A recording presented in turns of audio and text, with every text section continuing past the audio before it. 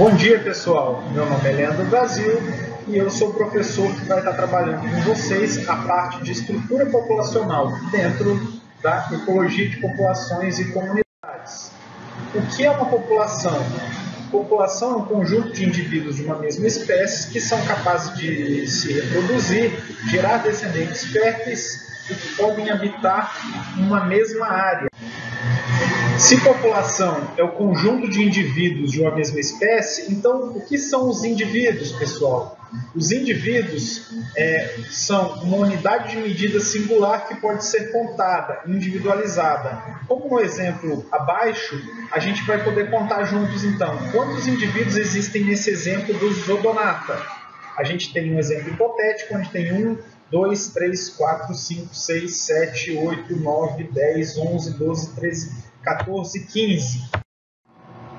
Simples assim, pessoal. No exemplo ao lado, as odonatas do exemplo da aula de ecologia de populações, a gente verificou que a gente tem 15 indivíduos. Mas além dos indivíduos, a gente tem que entender conceitualmente o que é uma espécie. Então, de forma geral, conjunto de indivíduos que têm características semelhantes, conseguem se reproduzir e gerar descendentes férteis, são da mesma espécie. Claro que isso pode ser visto de uma forma mais aprofundada, com análises genéticas. Existem casos de hibridação, onde espécies diferentes se reproduzem, mas para a aula de hoje, de forma geral, a gente vai levar esse conceito de conjunto de indivíduos com características semelhantes, principalmente como espécies diferentes. E agora que a gente sabe tudo isso, vamos identificar quais espécies que a gente tem nesse exemplo. Nesse exemplo, a gente vai considerar que as cores são as características que separam as espécies. Por isso, a gente tem uma espécie amarela, uma espécie verde, uma espécie vermelha e uma espécie azul. 4 espécies no exemplo. Agora que a gente já sabe o que é o indivíduo, que é uma espécie, no exemplo a gente vai conseguir identificar que a gente tem 15 indivíduos e 4 espécies. Aqui, pessoal, a gente vai perceber que dentro da mesma área, diferentes populações ocorrem. Por exemplo, o que a gente chamou de população vermelha, população amarela, população azul e população verde.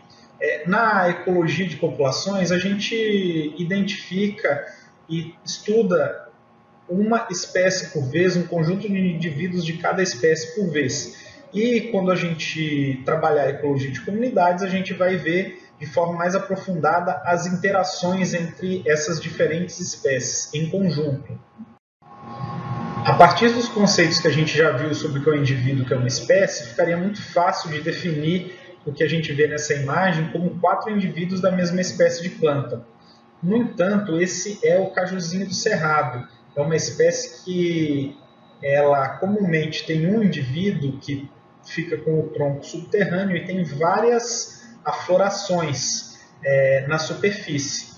Então, nesses casos específicos que acontecem, como no exemplo do cajuzinho do cerrado ou na bananeira, a gente conta os módulos e não simplesmente os indivíduos, porque é muito difícil de definir quem são indivíduos diferentes ou do mesmo indivíduo, sendo que grande parte da sua distribuição ocorre dentro do solo. A partir do momento que a gente já entendeu o que é um indivíduo, o que é uma população, a gente pode trabalhar contando, medindo o tamanho dessa população. Portanto, se a gente for contar de forma direta dentro desse exemplo, a gente vai ver que a gente tem uma variação entre 4 e 3 indivíduos para cada população do exemplo.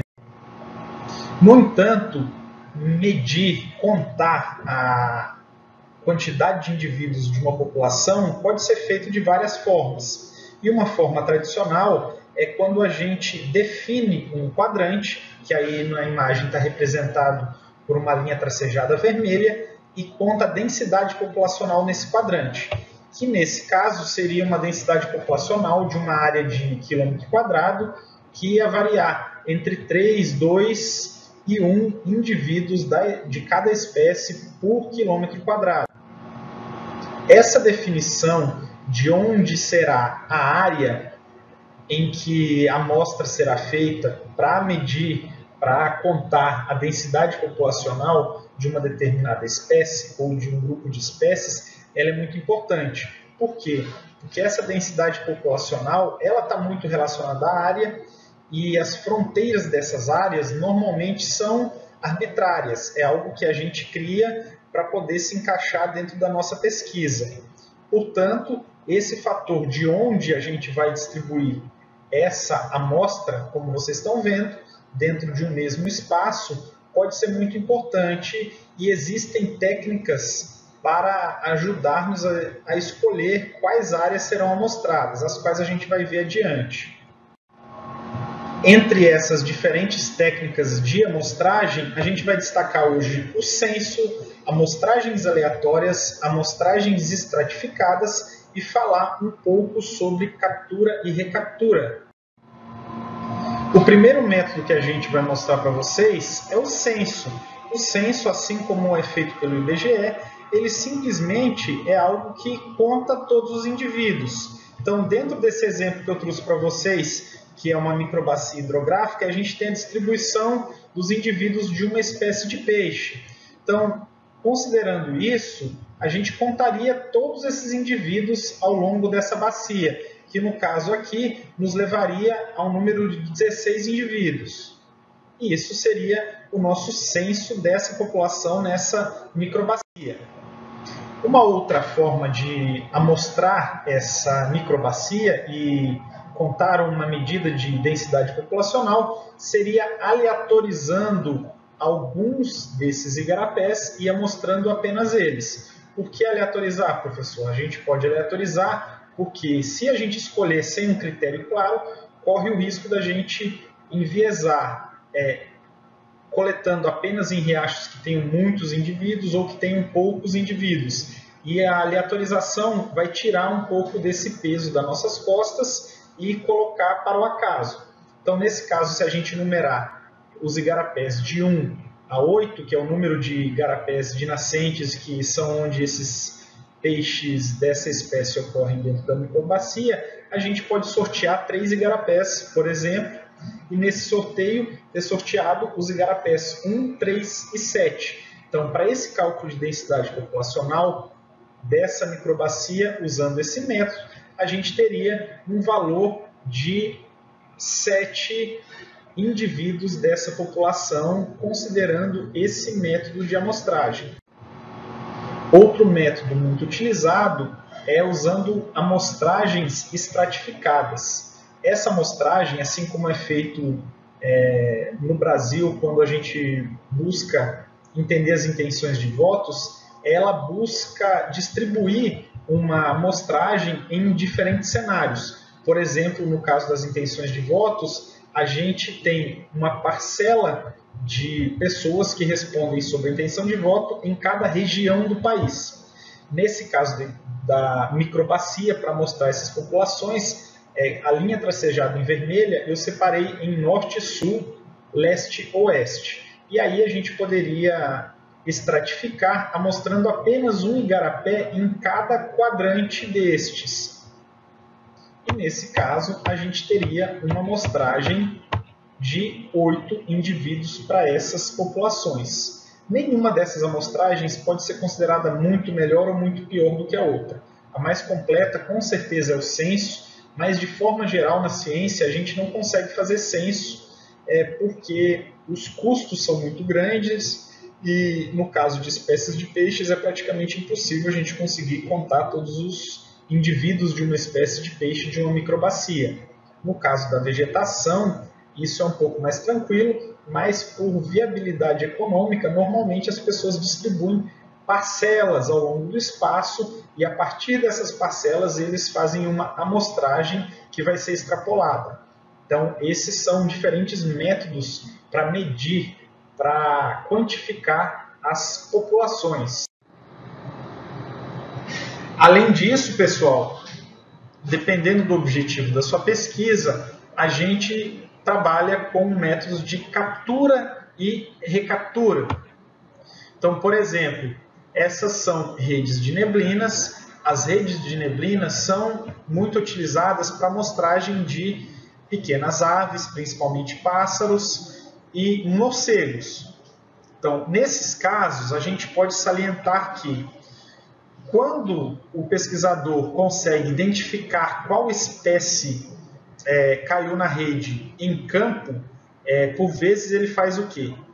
O indivíduo caiu na rede, ele identifica qual é a espécie desse indivíduo, ele anota isso numa planilha, ele tira esse indivíduo com o maior cuidado possível para ele não se ferir e não se machucar, e ele guarda esse indivíduo num lugar protegido até o final da amostragem. No final da amostragem, ele vai ter essa contagem de indivíduos dessa população, daquela determinada área, e ele vai soltar todos os indivíduos de volta para a natureza. Por que é importante guardá-los? Porque se você soltar ele, corre o risco dele voar e cair novamente na rede e você contar 2 vezes o mesmo indivíduo e entender que a densidade populacional dessa área é maior do que realmente ela é, porque você contou 2 vezes o mesmo indivíduo. Portanto, essa opção, em algumas vezes, é possível dentro do mundo biológico, que é o quê? Capturar os indivíduos, deixar eles guardados, anotar quais são as espécies e, no final da amostragem, devolvê-los vivos ao meio ambiente. No entanto, pessoal, em alguns outros casos, isso não é possível. Por exemplo, quando você trabalha com pequenos peixes de igarapé, é muito difícil que o pesquisador consiga identificá-los a nível de espécie no campo.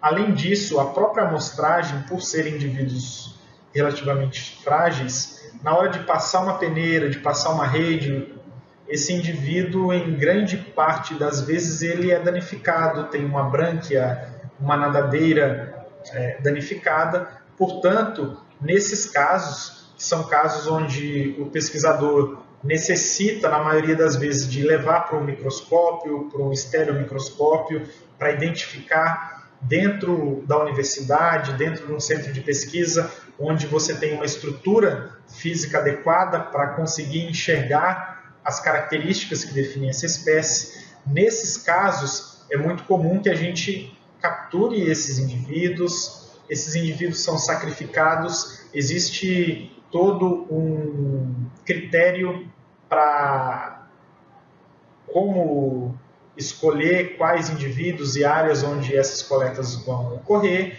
Além disso, existe todo um protocolo ético para que o sacrifício desses indivíduos seja feito, e para isso você tem que ter licença de coleta própria para esse fim. Mas bem, pensando na aula de ecologia de populações, de forma geral, o que deve ficar aqui é que em alguns métodos de amostragem, a gente coleta todos os indivíduos, sacrifica-os, e esses indivíduos são depositados em coleções zoológicas ou museus. Normalmente isso acontece nesses casos onde a gente não consegue identificá-los a nível de espécies, ou nos casos em que outras análises posteriores serão feitas a partir desses indivíduos. Esse é um outro método bastante utilizado e é um método diferente do primeiro, em que a gente devolvia os indivíduos à natureza. Além disso, existem métodos de captura e recaptura, onde a gente usa marcação. Então, dependendo do objetivo da sua pesquisa, se você quiser entender a dinâmica de uma população ao longo da paisagem, o que isso significa? Se a gente quer entender como os indivíduos daquela determinada população se movimentam de uma área para outra, de um lugar para o outro, a gente pode capturá-los. Depois de capturá-los, esses indivíduos podem ser marcados. Aqui é um exemplo dessas aves, onde é comum os pesquisadores anilharem essas aves.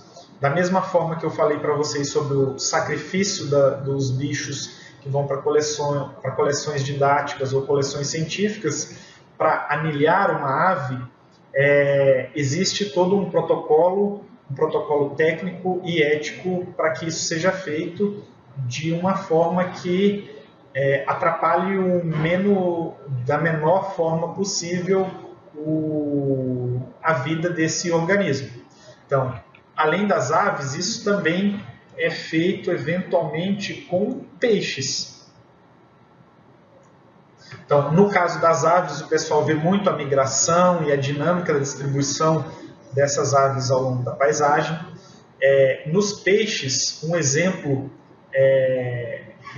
gratuito que a gente teve aqui recentemente na região amazônica é que a gente teve várias construções de hidrelétricas. E dentro dessas construções de hidrelétricas, o rio é barrado e é feito um lago artificial. E cientistas apontam que grande parte das populações os indivíduos se isolam na parte acima e abaixo desse barramento e não conseguem atravessar esse lago artificial gerado por essas represas. Então, nesse caso, a indústria da energia, junto com a engenharia ambiental, desenvolveram um artifício chamado escada de peixe, no qual eles têm lateralmente à usina principal uma escada simulando uma cachoeira, mas é claro que pouco íngreme, ao qual eles esperam que os peixes consigam migrar da parte acima para a parte abaixo da represa e que os indivíduos consigam transitar. Para avaliar isso, o que os pesquisadores fazem? Eles pegam principalmente essas espécies maiores e marcam-as e fazem eventualmente amostragens na parte inferior e superior ao barramento, à represa, e tentam coletar e recoletar para ver se indivíduos estão indo de um lado para o outro. Em outras formas de estudo, com base nisso, existem transmissões via rádio ou via satélite que os pesquisadores conseguem acompanhar, inclusive em tempo real, como que aquele indivíduo está se locomovendo ao longo da paisagem. Por isso, nesses objetivos específicos, um método de amostragem é capturando e marcando esses indivíduos. Essa marcação ela pode ser verificada numa recaptura eventual, num tempo adiante ou num local mais distante, ou pode ser acompanhada via rádio ou via satélite, se o pesquisador tiver tecnologia para isso. Então, todos esses exemplos são exemplos de amostragem onde é possível acompanhar a dinâmica populacional das espécies ao longo do tempo, se acompanhado ao longo de vários dias, ou de vários anos, ou de várias horas, ou ao longo do espaço, quando a gente procura, por exemplo, se os peixes estão migrando da parte baixa ou para a parte alta de um reservatório, da parte anterior ou posterior ao represamento de um grande rio. Então, pessoal, além disso, a gente está falando de forma geral até agora sobre espécies e indivíduos. Mas dentro de uma população, dentro de um conjunto de indivíduos da mesma espécie, a gente tem algumas variações muito importantes. Entre elas, a razão sexual. Por quê? A razão sexual, que se define como a proporção de machos e fêmeas que existem dentro daquela população, é algo importante para ser analisada, porque em determinados casos, se a razão sexual de uma população fica muito discrepante para ter muitos machos ou muitas fêmeas, isso pode levar essa população a um colapso, porque ela não vai ter machos ou fêmeas, dependendo do caso, suficientes para que essa população consiga se reproduzir ao longo do tempo e manter um número de indivíduos mínimo necessário para que ela tenha viabilidade. Então, um exemplo que é muito utilizado na área da conservação sobre isso é sobre algumas tartarugas marinhas. Essas tartarugas marinhas, elas, quando se reproduzem em praias onde a temperatura é de aproximadamente 29 graus Celsius, graus centígrados, eles têm mais ou menos 50% de machos e 50% de fêmeas. No entanto, na medida que a temperatura vai aumentando nesses lugares, a proporção de fêmeas dentro das ninhadas é muito maior, chegando a um ponto de que existem tantas fêmeas que não tem machos suficientes para conseguir se reproduzirem e gerarem populações viáveis ao longo do tempo.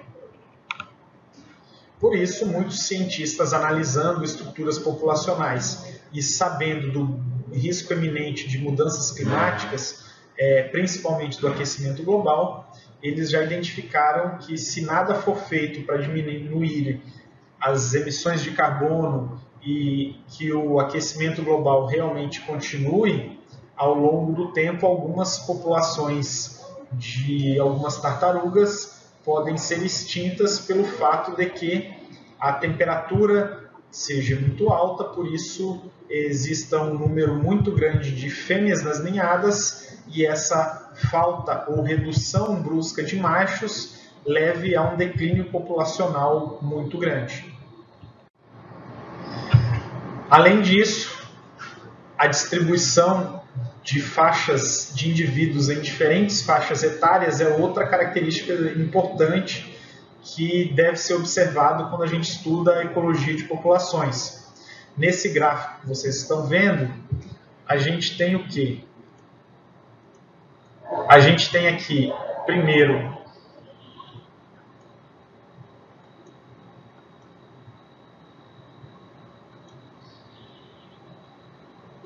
uma, duas, três populações diferentes. E nesse eixo a gente tem da menor faixa etária para a maior faixa etária. Então, como que a gente consegue ler esse gráfico? Quanto mais larga é essa figura geométrica, maior o número de indivíduos de cada uma dessas populações nessa faixa etária. Então, o que a gente consegue ver aqui de forma geral? Na primeira faixa etária, indivíduos muito jovens, nessa população 1, a forma geométrica está bem larga. Então, isso significa que tanto na 1 quanto na 2, existem muitos indivíduos jovens nessa faixa etária. Ok? Já nessa população 4, a gente percebe que não existem tantos indivíduos jovens nessa faixa etária. À medida que a gente avalia e a idade vai mudando, a gente consegue ver que na faixa etária intermediária, nos grupos da população da primeira da esquerda e da do meio, o número de indivíduos jovens, mas não muito jovens, ele diminui, enquanto que na terceira população o número de indivíduos jovens aumenta em relação ao que a gente ouviu na faixa etária muito jovem.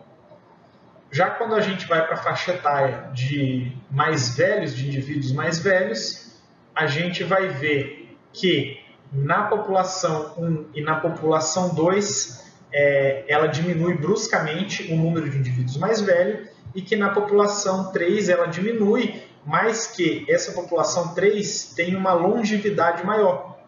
Essa terceira, tanto é que ela ainda vai ter indivíduos com uma idade maior. Portanto, esses padrões de entender a distribuição de indivíduos dentro de diferentes faixas etárias dentro de cada população, vocês vão ver adiante comigo que também é algo muito importante para entender a viabilidade dessas populações. Por exemplo, pessoal, se a gente vê essa população de árvores, vocês conseguem identificar que a gente só tem indivíduos adultos. Isso é o que a gente chama na ecologia de uma possível extinção ecológica, que é o quê? Uma população que só tem indivíduos adultos, que não tem jovens, ela, a partir do momento que esses adultos começam a morrer, a tendência é que ela vá terminando. No entanto, se a gente vê esse outro caso da população à direita, a gente vai ver que tem indivíduos adultos, indivíduos jovens e indivíduos muito jovens. Então, essa é uma estrutura etária de uma população que pode ser considerada mais saudável, que a partir do momento que um desses indivíduos maiores morra, já tem indivíduos jovens que estão a caminho para substituí-lo e indivíduos a nível de plântula e muito jovens e assim sucessivamente. Portanto, a análise dessa faixa etária é importante porque comunidades que têm muitos indivíduos jovens, elas são populações que estão em ascensão. Essas populações provavelmente vão ter um aumento populacional ao longo do tempo. Já populações que têm predominantemente indivíduos velhos ou idosos, você vai ter uma população em decadência. Então, a tendência é que ao longo do tempo essa população diminua e se isso não se regular novamente com a entrada de mais indivíduos jovens, ao longo do tempo essa população vai terminar. E aí, agora a gente já falou, além dos conceitos básicos, falou da importância de se entender as proporções, as razões sexuais de machos e fêmeas, a distribuição etária, mas além disso, a gente tem que entender que diferentes populações, elas podem ser avaliadas de forma igual e encontrar resultados diferentes simplesmente porque elas têm características de dispersão diferente. Então, se eu vou analisar uma população que tem um potencial de dispersão muito grande, eu vou ter que avaliar ela numa escala espacial maior. Enquanto que uma espécie que tem uma distribuição espacial, um poder de dispersão pequeno, ela pode ser bem avaliada numa escala espacial menor. Lembrando aqui no exemplo que eu coloquei uma planta, que a dispersão, quando a gente fala de planta, principalmente plantas com sementes, ela é uma dispersão por propágulo.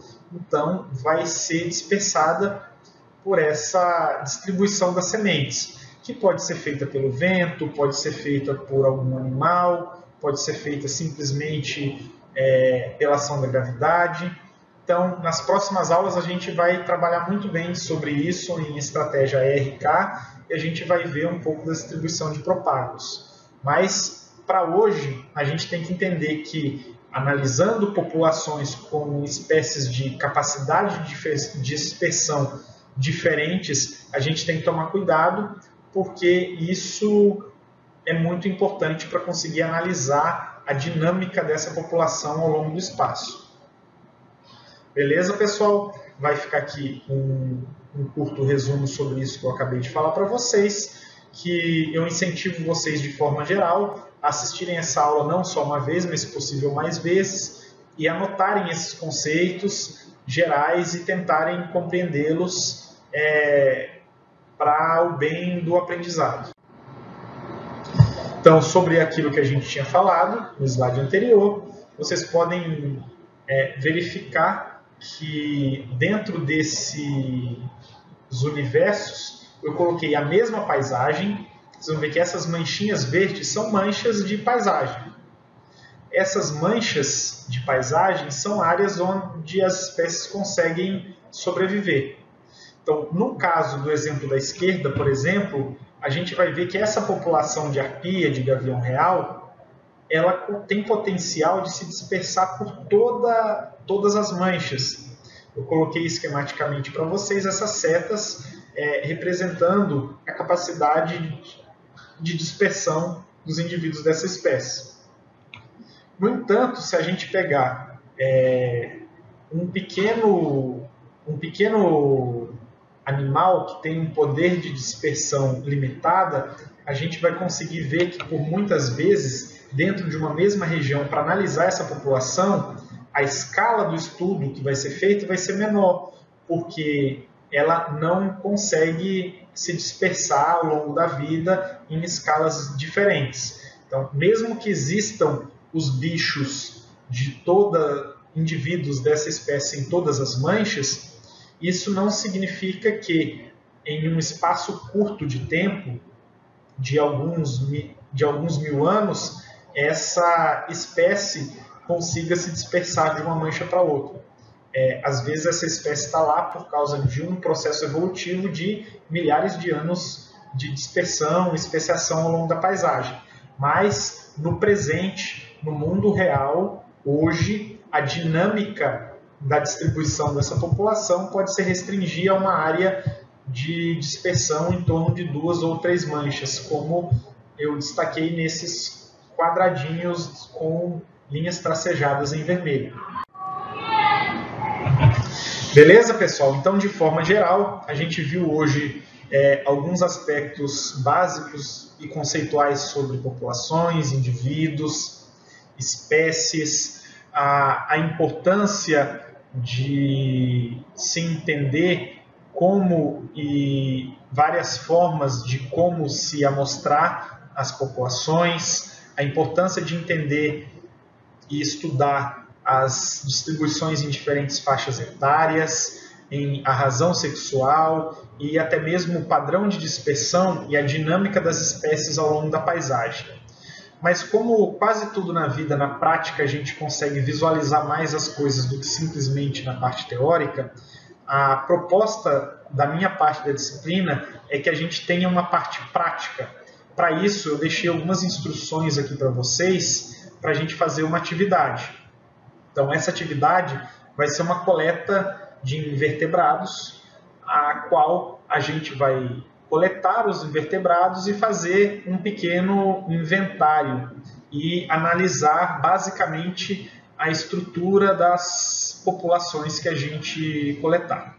Para isso, eu deixei uma lista prévia aqui, que a atividade é uma coleta de invertebrados.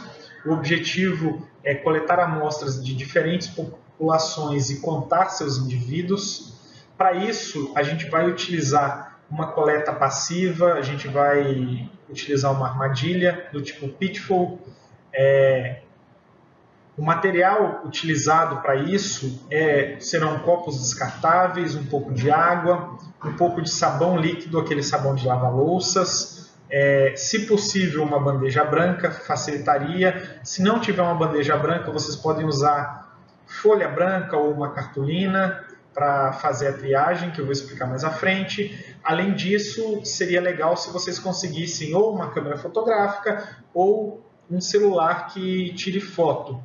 E, complementarmente, um caderno de anotações. Parece muita coisa, mas são praticamente todas as coisas que vocês têm ou conseguem de forma muito fácil nas suas casas ou próximos delas. Então, basicamente, pessoal, a gente vai fazer o quê? A gente vai pegar um copo descartável e esse copo descartável vai ser enterrado até que fique na altura, no nível do solo. Vocês vão deixar bem plano isso.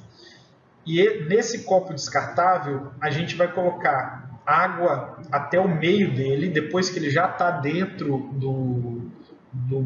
da terra, e vai pingar de 3 a 5 gotas do sabão líquido de lava-louças. Como que funciona essa técnica, pessoal? Os insetos, principalmente formigas, eles vão estar andando no quintal, na área específica que vocês colocarem a amostra, e eles vão cair dentro desse pitfall, ou vão entrar dentro desse pitfall, que é essa armadilha. Quando eles caírem na água, esse sabão líquido ele vai quebrar a tensão superficial da água. Por isso, esses bichos não vão conseguir ficar sobre a água, como ficariam em uma água em condições naturais. E ele vai afundar e vai ficar no fundo do copo. Com isso, a gente vai conseguir fazer uma amostragem de invertebrados. Eu acredito que vai cair principalmente formigas, e depois vai conseguir fazer umas análises bem legais falando de dinâmica de populações.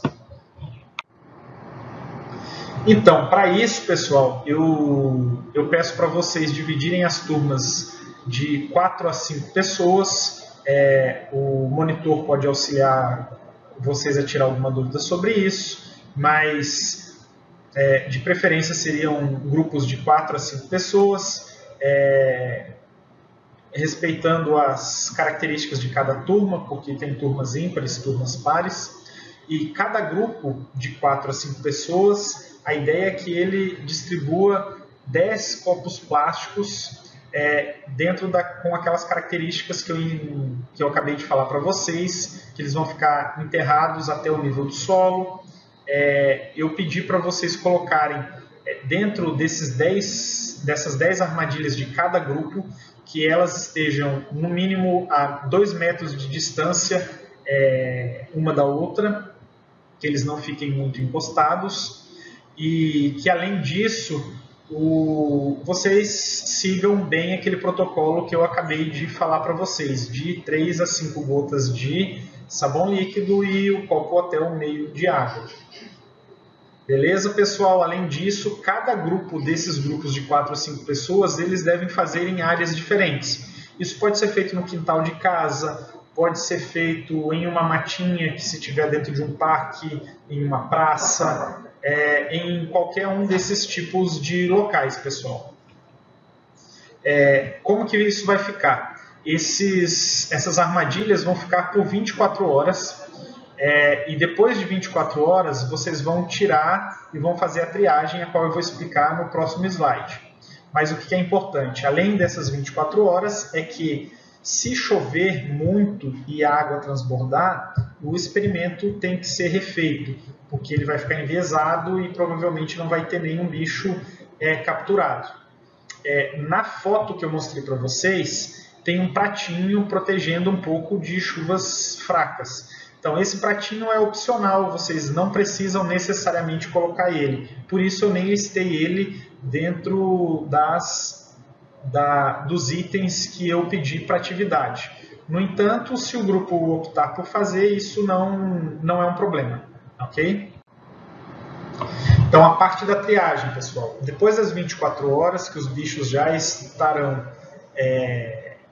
dentro das armadilhas, vocês vão fazer o que a gente chama de morfoespeciação, ou morfoespeciar. O que é isso? Vocês vão colocar, quem tiver a bandeja branca vai colocar todos esses indivíduos na bandeja branca. Caso vocês tenham esses indivíduos vivos ainda, quem quiser pode optar por pegar um pouco de álcool e jogar em cima, que isso ajuda a fazer eles morrerem.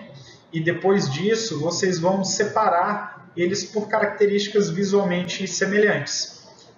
Vocês podem ter indivíduos de tamanhos diferentes, isso não é uma categoria para separar, mas principalmente de cores e estruturas. Então, da forma que eu mostrei aqui no exemplo para vocês, é basicamente isso que vocês vão fazer. Lembrando que ao terminar essa parte, no final das 24 horas, vocês vão fazer essa separação, depois disso vão tirar fotos desses morfótipos e, por fim, vão anotar isso e colocar numa planilha.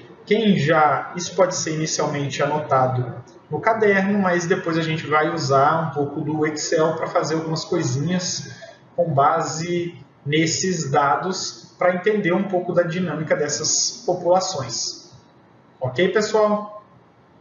Então, mais ou menos isso que a gente tem para a aula de hoje. Muitos bons estudos para vocês. Essa aula é apenas um norte, mas eu espero que vocês continuem estudando sobre ecologia de populações em casa. Qualquer dúvida, eu estarei à disposição, esse é o meu contato. Fiquem à vontade para dar um feedback de críticas ou sugestões sobre a aula. Grande abraço e até a próxima aula, pessoal. Boas atividades!